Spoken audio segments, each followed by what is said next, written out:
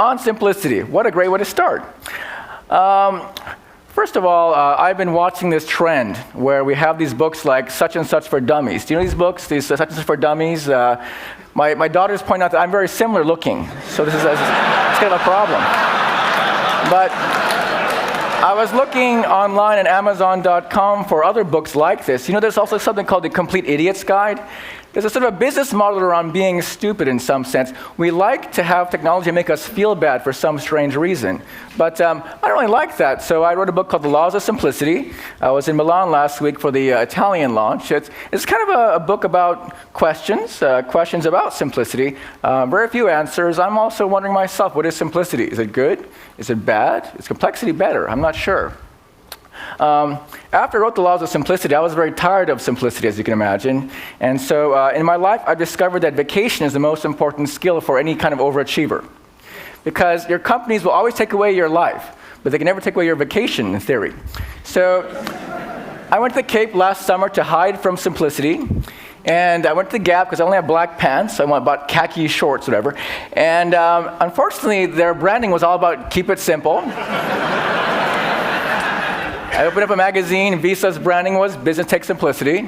I developed photographs, and Kodak said keep it simple. So I felt kind of weird. The simplicity was sort of following me around. So I turned on the TV. And I don't watch TV very much, but you know this person? This is Paris Hilton, apparently. And she has this show, The Simple Life. So I watched this. It's not very simple, a little bit confusing. So I looked for a different show to watch. So I opened up this TV guide thing, and on the E! channel, this Simple Life show is very popular. They'll play it over and over and over. So it was traumatizing, actually. So I wanted to escape again, so I went on my car, and Cape Cod, very idyllic roads, and all of us can drive in this room. And when you drive, these signs are very important. It's a very simple sign. It says road and a road approaching. So I was driving along okay, and then I saw this sign. I was scared. So I thought complexity was attacking me suddenly. So I thought, simplicity, very important.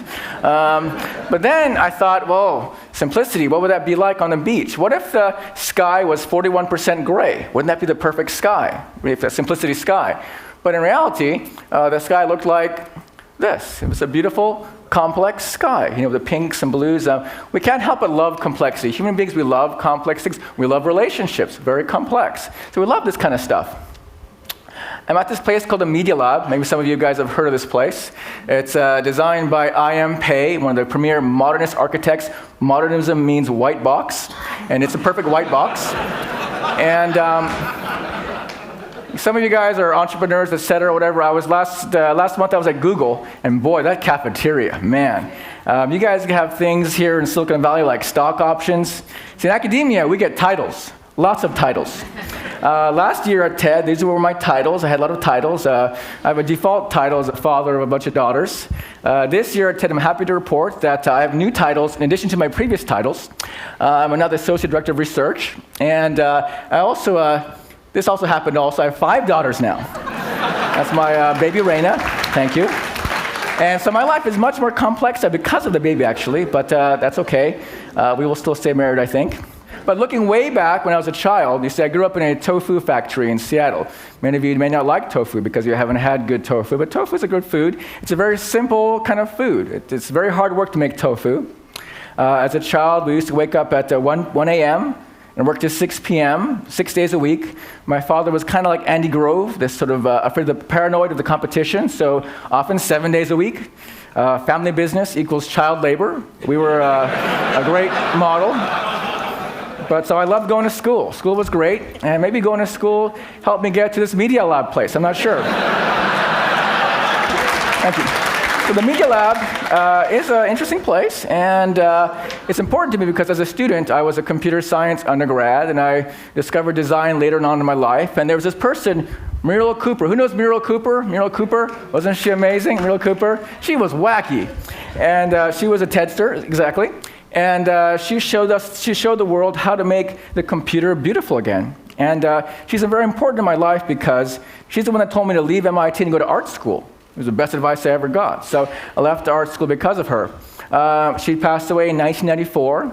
And I was hired back to MIT to try to fill her shoes, but it's so hard. It's this amazing person, Mila Cooper.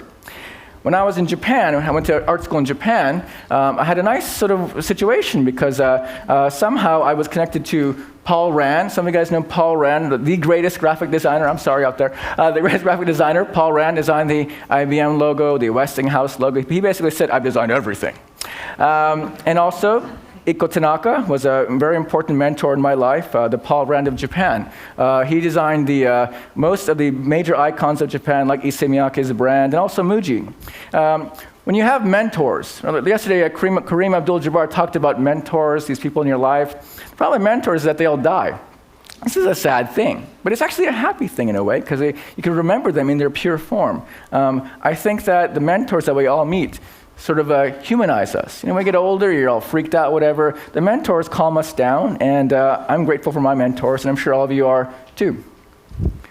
Because the human thing is very hard when you're at MIT. The T doesn't stand for human. It stands for technology.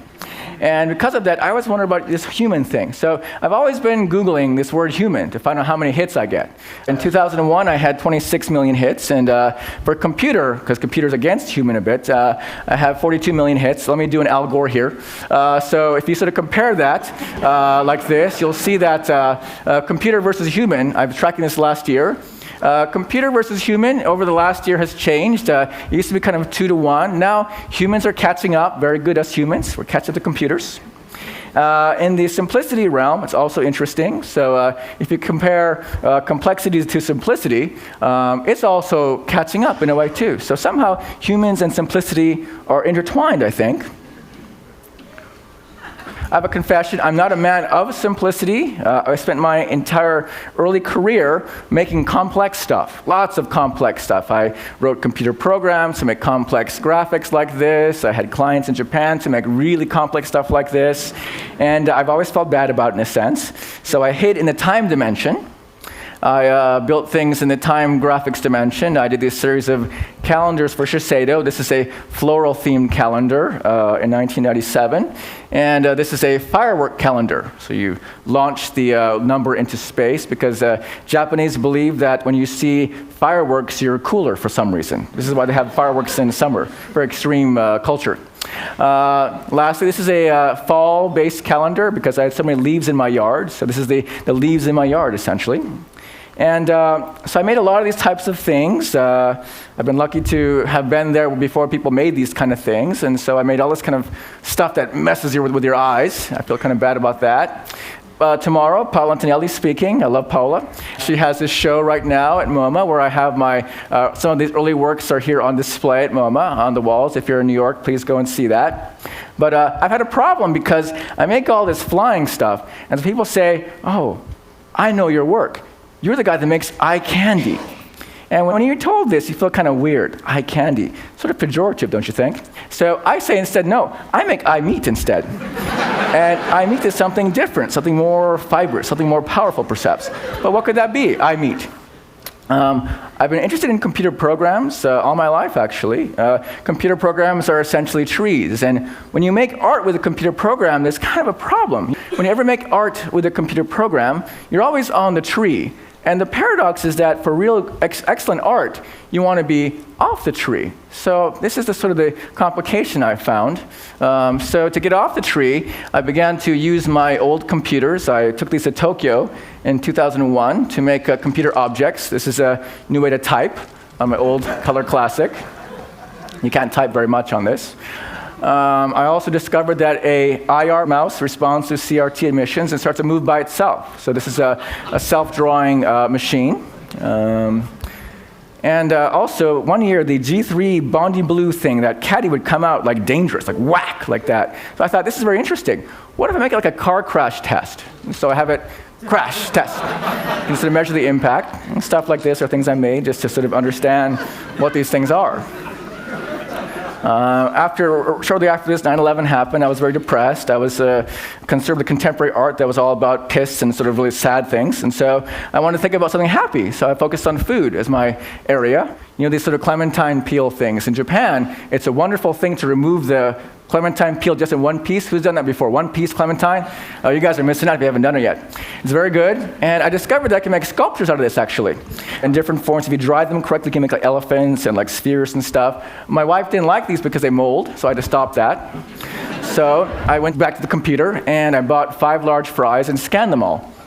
And I was looking for some kind of food theme, and I wrote some software to automatically lay out French fry images. And as a child, I'd hear that song, you know, "Oh, beautiful, for spacious skies, for amber waves of grain." So I made this amber waves image. It's sort of a Midwest cornfield out of French fries. And also, as a child, I was the fattest kid in class, so I used to love Cheetos. Oh, I love Cheetos, yummy. So I wanted to play with Cheetos in some way. I wasn't sure where to go with this. I invented Cheeto Paint. Cheeto Paint is a very simple way to paint with Cheetos. I discovered that Cheetos are good expressive material. And with these Cheetos, I began to think, what can I make with these Cheetos? And so I began to crinkle up potato chip flecks and also pretzels. I was looking for some kind of form, and in the end, I made 100 butter fries. Did you get it? Each butter fry is composed of different pieces. People ask me, how did I make the antenna? Sometimes we find hair in food. That's my hair. My hair's clean. It's okay. I'm a tenured professor, which means basically I don't have to work anymore. It's a strange business model. I can come into work every day and staple 5 pieces of paper and just stare at it with my latte. End of story. But I realized that life could be very boring. So I've been thinking about life, and I noticed that my camera, my digital camera versus my car, very strange thing. The car is so big, the camera is so small, yet the manual for the camera is so much bigger than the car manual. Doesn't make any sense. So I was in a Cape one time, and I typed right the word simplicity, and I discovered in this weird M. Night Shyamalan way that I discovered letters MIT. Isn't that weird? In the words simplicity and complexity, MIT occur in perfect sequence. It's a bit eerie, isn't it? So I discovered maybe I'll do this for the next 20 years or something. And I wrote this book, Laws of Simplicity. It's a very short, simple book. There are 10 laws and 3 keys. The 10 laws and 3 keys, I won't go over them because that's why I have a book, and also that's why it's on the web for free. But the laws are kind of like sushi in a way. There are all kinds. In Japan, they say that sushi is challenging. You know, the uni is the most challenging, so number 10 is challenging. People hate number 10, like they hate uni, actually. The 3 keys are easy to eat. This is anago, cooked already, so easy to eat. So enjoy your sushi meal later with the laws of simplicity. Because I want to simplify them for you, because that's what this is about. I have to simplify this thing. So if I simplify the laws of simplicity, I have what's called the cookie versus laundry thing. Anyone who has kids knows that if you offer a kid a big cookie or a small cookie, which cookie are they going to take? The big cookie.